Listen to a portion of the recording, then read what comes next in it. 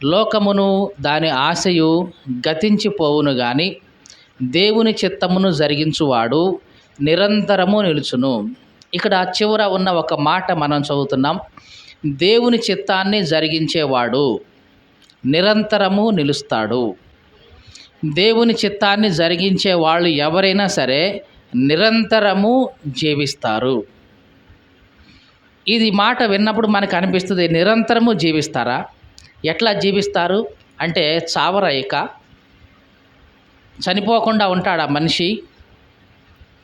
మరి దేవుని చిత్తాన్ని జరిగించేవాడు నిరంతరము నిలుస్తాడని ఉంది అంటే దేవుని చిత్తాన్ని జరిగించేవారు భూమి మీద చనిపోరా అని మనకి ఇట్లాంటివన్నీ వస్తుంటాయి. నిజమే, నిరంతరము జీవించడం అంటే ఎల్లప్పుడూ జీవించడం. నిజంగా దేవుని వాక్యంలో ఎటువంటి తప్పు లేదు. దేవుడు ఎప్పుడూ కూడా 100కు 100% నిజమే చెప్తాడు. ఎవరైతే దేవుని చిత్తాన్ని జరిగిస్తూ ఉంటారో వాళ్ళు నిరంతరము ఉంటారు, అందుట్లో ఎటువంటి సందేహం లేదు. అంటే ఈ భూమి మీద ఉన్నంత కాలం ఉంటారు. ఈ భూమి మీద నుంచి చనిపోయిన తర్వాత కూడా వారు బ్రతికే ఉంటారు.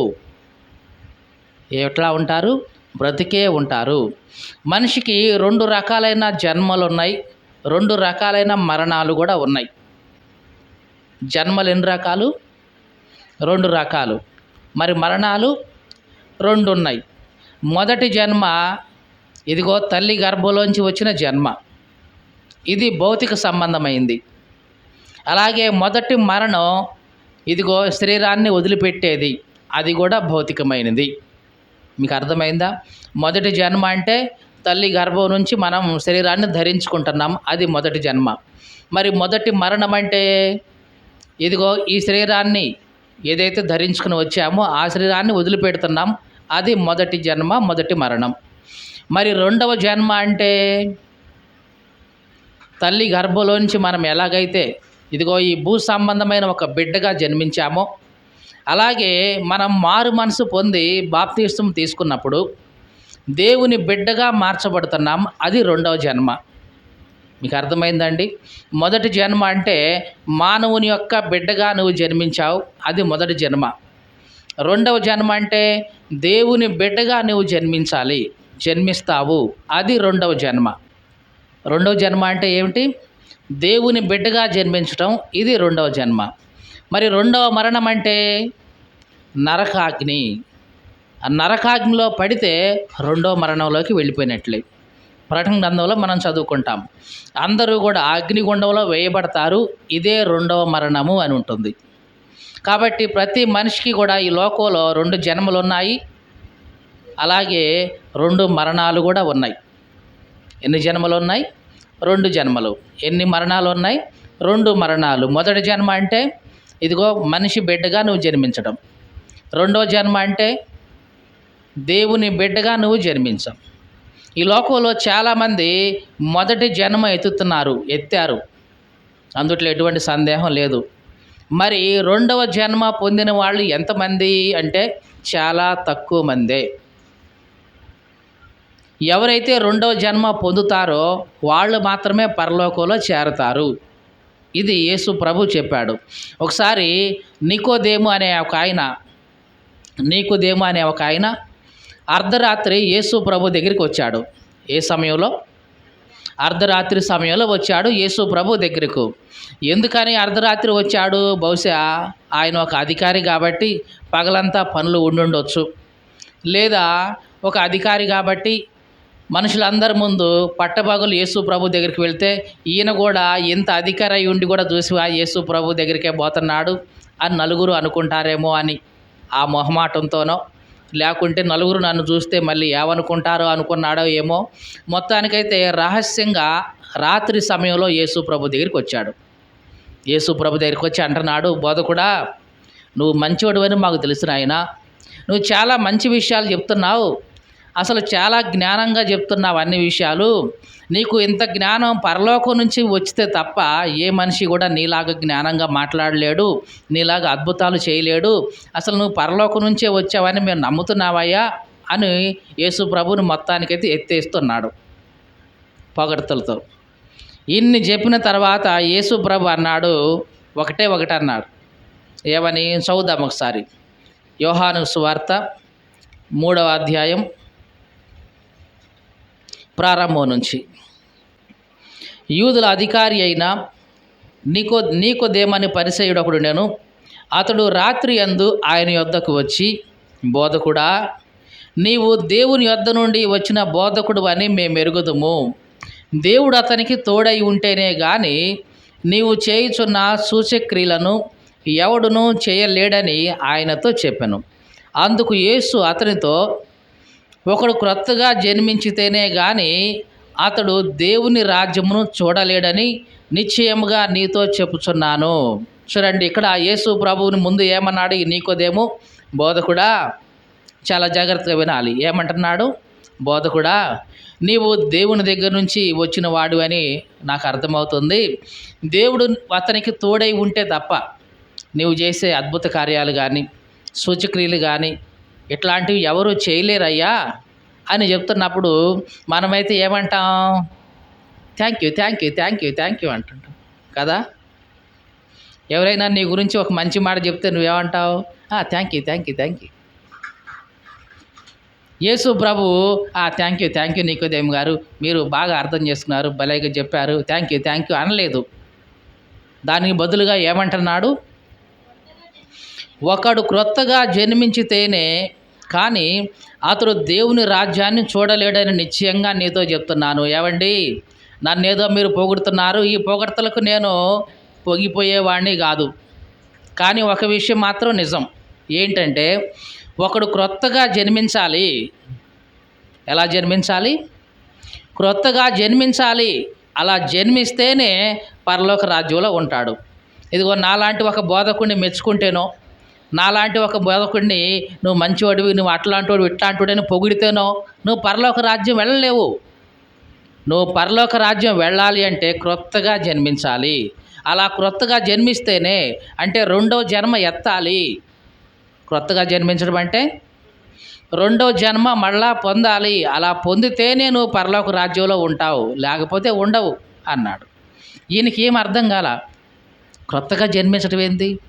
ఆల్రెడీ నేను పుట్టాను కదా, తల్లి గర్భంలోంచి పుట్టాను కదా, పెరిగాను కదా, పెద్ద అయ్యాను కదా, అధికారి అయ్యాను కదా, మళ్ళీ ఇప్పుడు క్రొత్తగా అంటే మళ్ళీ రెండో జన్మ అంటే మళ్ళీ ఏందా అంటే మళ్ళీ పోయి మళ్ళీ పుట్టాలా అని ఆయనకేం అర్థం కాల. అడుగుతున్నాడు. ఏమని? చదువుదాము.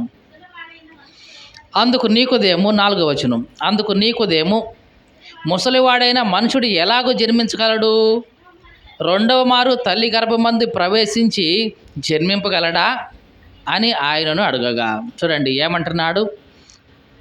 ముసలోడు కదా మనిషి. ఒకవేళ మనిషి ముసలోడు అయిపోయాడండి, ఈ ముసలోడు రెండో జన్మ ఎత్తాలంటే ఏంది అర్థం?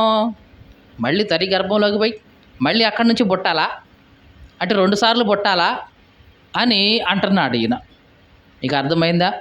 అంటే రెండవ జన్మ, క్రొత్త జన్మ అంటే ఈ అధికారికి కూడా తెలియదన్నమాట. మీకు అర్థమైందా? నీకోదేమని ఒక అధికారి, ఈ అధికారికి కూడా రెండవ జన్మ అంటే ఏంటో తెలియలేదు. ఈయన అనుకుంటున్నాడు ముసలోడైపోయిన మనిషి మళ్ళీ ఎట్లా పుడతాడండి? మళ్ళీ తల్లి గర్భంలోకి వెళ్ళి మళ్ళీ పుడతాడా? అదే నా రెండవ జన్మ అంటే, అదే నా క్రొత్తగా జన్మించడం అంటే అని అడుగుతున్నాడు. ఈ లోకంలో చాలామందికి క్రొత్తగా జన్మించడం అంటే తెలియదండి.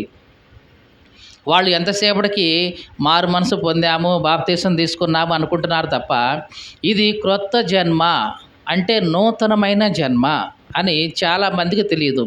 ఒకసారి జాగ్రత్తగా వినండి. నూతన జన్మ అంటే నువ్వు మొట్టమొదటిసారిగా ఈ లోకంలోకి వచ్చినప్పుడు, తల్లి గర్భంలో నుంచి బయటకు వచ్చినప్పుడు నీకు అదంతా వాతావరణం అంతా ఎట్లా ఉంటుంది? చాలా క్రొత్తగా అనిపిస్తుంది. అవునా కాదా? అందుకనే అప్పటి వరకు తల్లి గర్భంలో ఉన్నటువంటి బిడ్డ ఒక్కసారిగా ఆ వాతావరణంలోంచి వేరే వాతావరణంలోకి ఎంటర్ అవ్వగానే ఆ ఉన్న వాతావరణ పరిస్థితులకి తట్టుకోలేక కేకలేస్తూ ఏడుస్తూ ఉంటుంది. జనరల్గా జరిగేది అది. బిడ్డ పుట్టగానే ఎందుకు ఏడుస్తుంది? నేను బతికే ఉన్నా అని చెప్పడానికి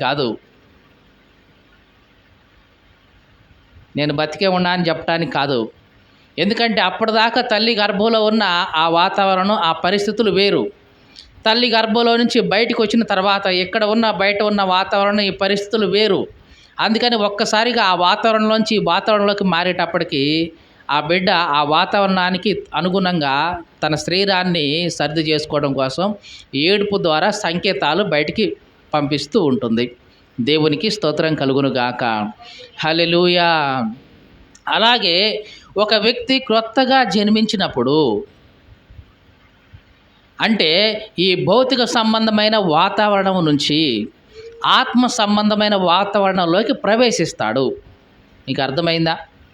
తల్లి గర్భంలో నుంచి బయటకు వచ్చినప్పుడు వాతావరణం ఎలాగా చేంజ్ అవుతుందో, అలాగే ఒక వ్యక్తి క్రొత్తగా జన్మించినప్పుడు ఈ భౌతిక సంబంధమైన వాతావరణం నుంచి ఆత్మ సంబంధమైన వాతావరణంలోకి ఆ వ్యక్తి ప్రవేశిస్తాడు. ఎప్పుడైతే ఆ వ్యక్తి ఆత్మ సంబంధమైన వాతావరణంలోకి ప్రవేశిస్తాడో వెంటనే అతడు ఏడవటం ప్రారంభిస్తాడు.